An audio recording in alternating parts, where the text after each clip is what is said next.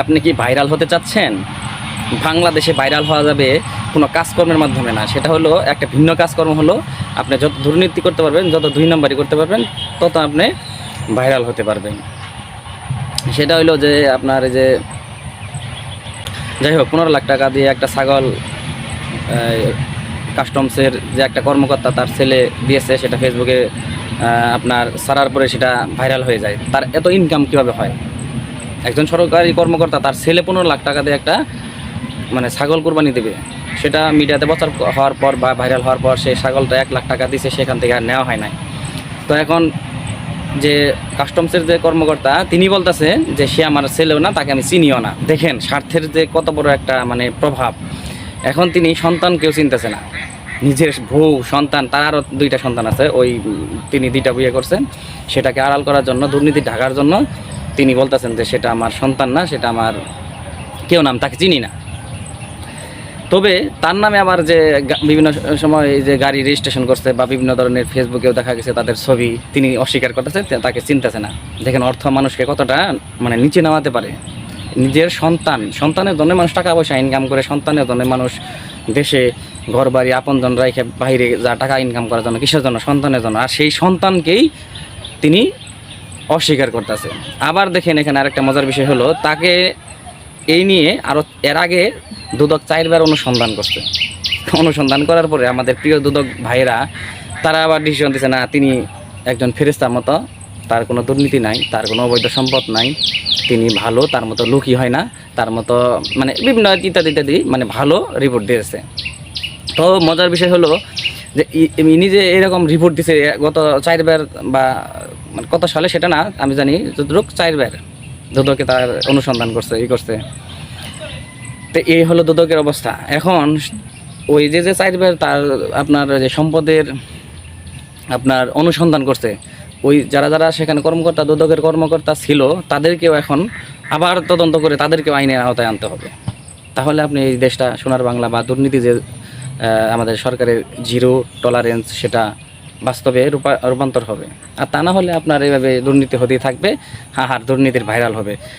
মানে একের পর এক এই পুলিশের দুর্নীতি, অমুক সচিবের দুর্নীতি, অমুক ভূমি অফিসের দুর্নীতি, মানে যেখানেই যাই পত্রপত্রিকাতে খুললেই দেখা যায় দুর্নীতি, সোশ্যাল মিডিয়াতে গেলে দুর্নীতি, মিডিয়াতে গেলে দুর্নীতি, শুধু দুর্নীতি আর দুর্নীতি। এই দেশটাকে তো আপনারা শেষই করে দিচ্ছেন, আর কত?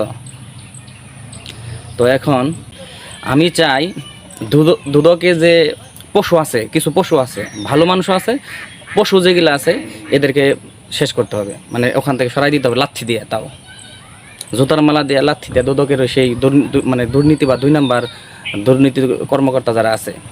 আর দেশে কি আপনার লোকের বা লক্ষ লক্ষ বেকার মাস্টার্স অনার্স পাস করে বসে আছে, চাকরি নাই, তাদেরকে নিয়ে ঢোকাই দিবেন?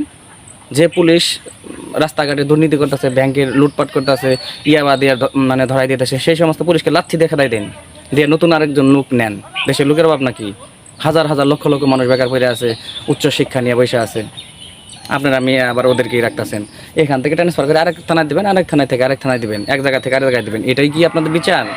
এইভাবে বিচার যদি আপনারা করেন তাহলে দেশে দুর্নীতি দূর হবে না, সেটা লোক দেখানো ছাড়া আর কিচ্ছু না। যারাই দুর্নীতির সাথে জড়িত থাকবে, সরকারি কর্মকর্তা বলেন আর মানে সাধারণ আম পাবলিক বলেন, তাদেরকে আইনের আওতায় আনতে হবে। সেটা শক্তিশালী মানে শক্তভাবে, কঠোরভাবে দমন করতে হবে। তাদের সমস্ত সম্পদ সরকারের আওতায় বা বাজেয়াপ্ত করতে হবে এবং তাদেরকে 10 বছর 15 বছর জেল, এখানে কোনো জামিন চলবে না, এখানে কোনো আপনার উকিলিতে বা হাইকোর্ট আপিল বিভাগ কোনো কিছু কাজে আসবে না। এই ধরনের আইন করেন। ওই ব্রিটিশরা যে আইন করে গেছে ওগুলাই আপনারা চালাইতেছেন, সংস্কার করতে হবে, নতুন করে আইন করতে হবে, তাহলে দুর্নীতি দূর হবে।